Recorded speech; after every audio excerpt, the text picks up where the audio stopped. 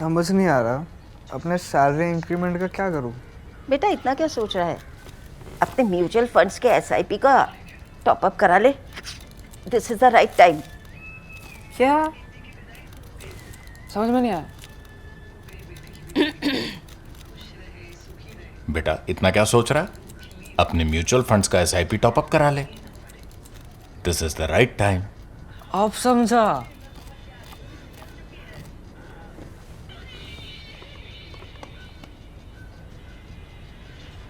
Mutual fund investments are subject to market risks. Read all scheme related documents carefully. This is no longer a world poised on the brink of war. It is a world engulfed by it. And this indeed is the era of war. You know, in the wee hours of 13th June, as whispers of a second generation nuclear agreement between Iran and the United States were poised to emerge from the mediation by Oman, Israel acted with stunning finality. It did not wait for diplomacy to meander its hesitant path and, taking matters in its own hands, launched Operation Rising Lion, striking deep into the heart of Iran's military and nuclear command just 48 hours before the Americans were supposed to meet the Iranians.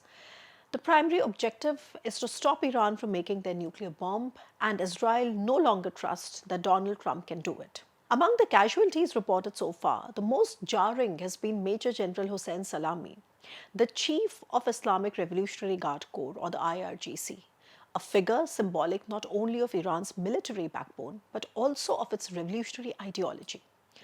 Key nuclear infrastructure, most notably the Natanz enrichment facility, was also reduced to smoldering ruins.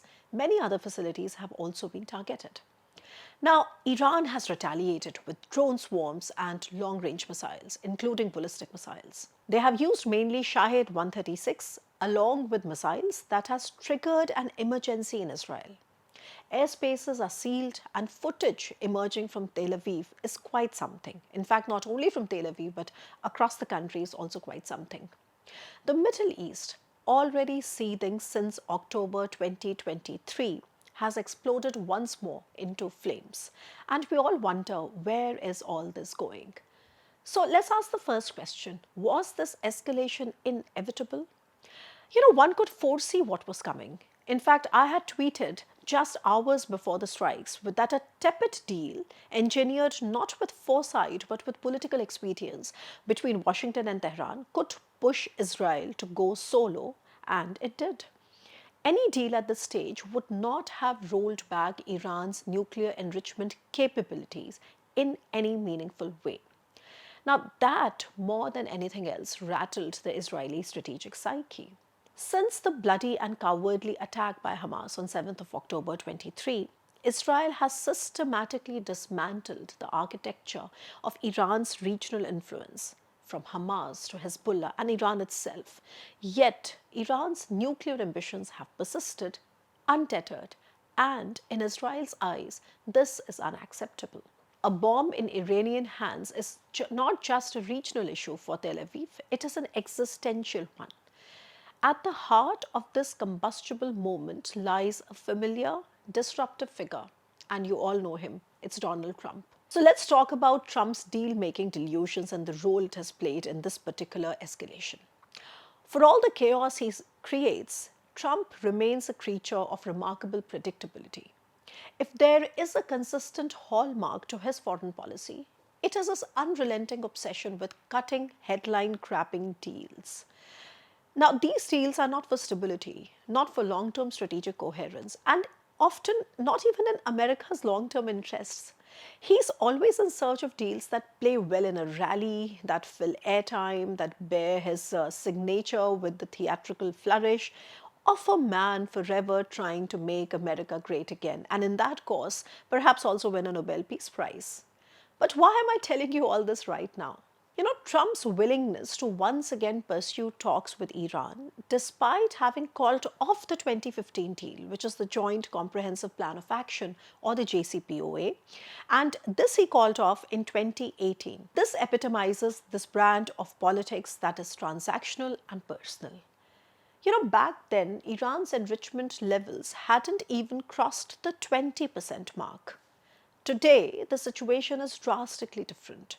The International Atomic Energy Agency, or the IAEA, has reported just last month that Iran has amassed over 408 kilograms of uranium, enriched to 60%, which is quite close to weapons-grade enrichment at 90%. And you can imagine how far away Iran has come from the 20% it was at in 2015. Now, with this ability, it is enough for Iran to create multiple nuclear warheads if it chooses to. And yet, Trump remains hungry for a legacy flourish ahead of November midterm governors' elections back in the US, and perhaps seemed willing to ignore the material shifts in Iran's capabilities at the cost of the credibility of American commitments and the region's red lines, which impact Israel most of all. And therefore, Israel, reading the wind, acted. So, how does personal become so political in Trump's world? You know, this isn't the first time that Donald Trump has defied counsel to pursue his ego over expertise. And I'll explain how. In 2018, his own top brass, including Secretary of State Rex Tillerson, National Security Advisor H.R. McMaster, and Secretary of Defense James Mattis, all of these people advised him against withdrawing from the JCPOA, and he chose to ignore them. Why? Because the original JCPOA was done by Obama. The results were predictable. Iran returned to enrichment, the US lost leverage, and allies began to hedge their bets. Now, as Trump was once again toying with the idea of rapprochement, the stakes are astronomically higher, and Israel and others know it. Opting for political neutrality, both Saudi Arabia and Jordan have been intercepting Iranian drones over their airspace that are flying to Israel. But Trump remains impervious, whether it's undermining NATO or bullying Canada, slapping tariffs on India, or rebuking Europe. His conduct abroad has long revealed a pattern. You know, friends and partners for him are optional. Optics are everything and come first. His tweets continue to frame him as a master statesman, while allies quietly reflect on his reliability, if not his sanity. As retaliation unfolds, Washington is already bracing. Pentagon has ordered the withdrawal of diplomatic staff from Baghdad, Kuwait, and Bahrain. And these aren't gestures of confidence, they are signs of apprehension. Also note that the United States has moved its warships like the USS Thomas Hudner, which is capable of defending against ballistic missiles, and other assets to the Middle East. The same may be inferred from emphatic statements made by American generals on Pakistan being a phenomenal counter-terrorism partner. You know, it sounds like they are proactively courting the Pakistanis lest the war escalates to a level that the US has to intervene militarily, and then Pakistan becomes an important geography. But coming back to Israel, Israel's airstrikes, meanwhile, were not haphazard but surgical. The IDF has issued a clearly worded explainer on what it intends to do and why. It minces no words to say that following the IAEA report, Iran is merely moments away from a nuclear bomb, and the purpose of Operation Rising Lion is to destroy those nuclear enrichment sites. In addition, it stated unambiguously that the Islamic regime is the main target for pursuing a clandestine nuclear enrichment program.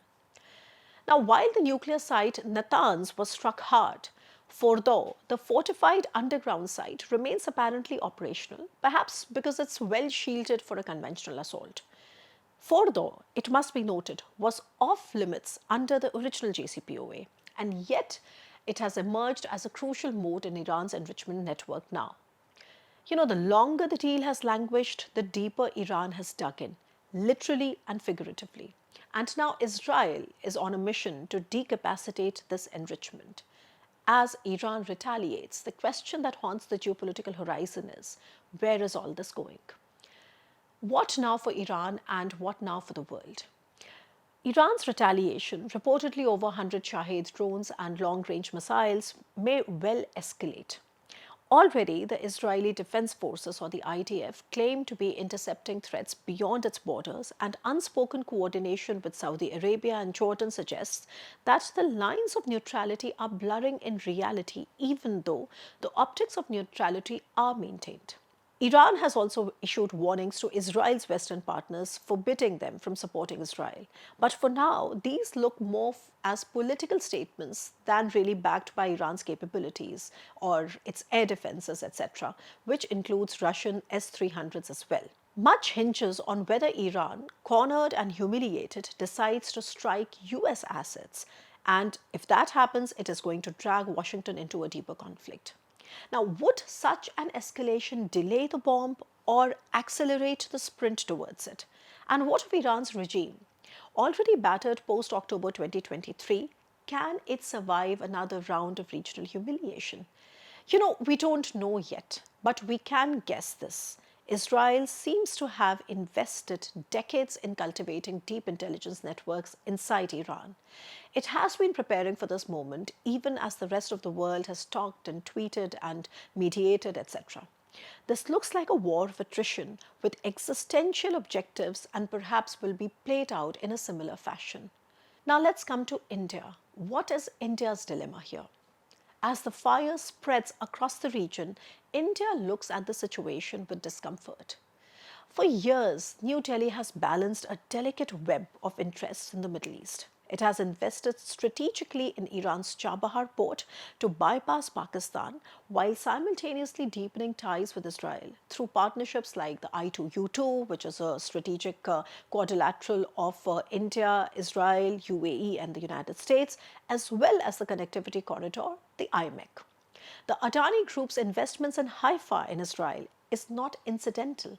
It is actually showing that India's bet on Israel's long-term role in regional logistics and security is something we are serious about. Israel's rise in India's defense industry imports has been rather meteoric and a significant variable in our diversification away from decades of dependence on Russia while bolstering indigenization efforts. And yet, India is also deeply entwined with the Gulf, with the Emiratis especially, and then with the Saudis as well, and the Qataris also. India's abstention from the latest United Nations General Assembly votes speaks volumes. Neutrality, in this case, still seems the safest strategy for New Delhi. If Iran capitulates or agrees to a verifiable rollback of its nuclear program, I find it unlikely, but still, India stands to benefit in theory. How? It could restore oil trade and ease use of the international North-South Transport Corridor, the INSTC. You know how? Because fewer sanctions would then throttle connectivity projects, and I think it's a win-win situation for India. But then India also wants the Red Sea to calm down.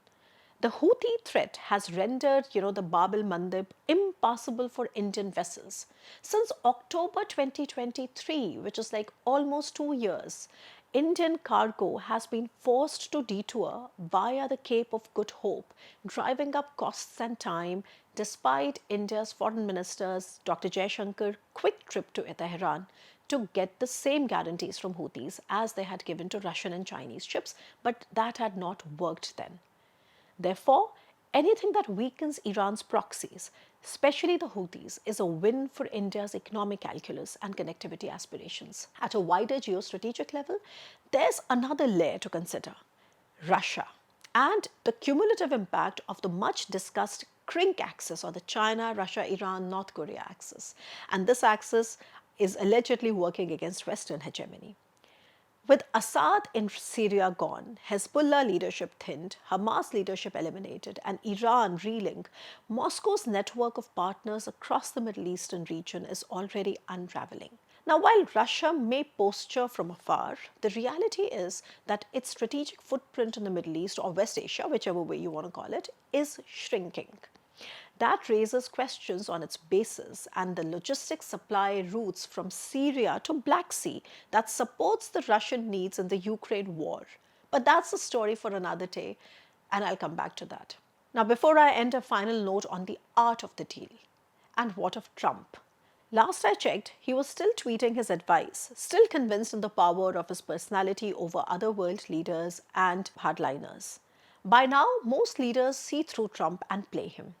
They try to hedge their bets to keep him appeased on the one hand and pursue their brute interests on the other.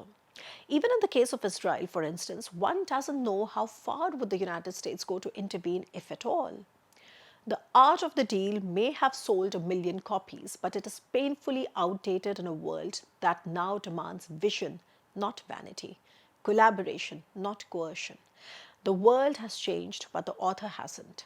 As Operation Rising Lion rages on and Iran retaliates, playing a hardball, the Middle East enters another phase of uncertainty. But one truth stands tall amid the smoke. Real leadership is not in the deal, but in the direction. And for now, the world is still waiting for someone to lead it. I'll be back to discuss that and more. Stay tuned.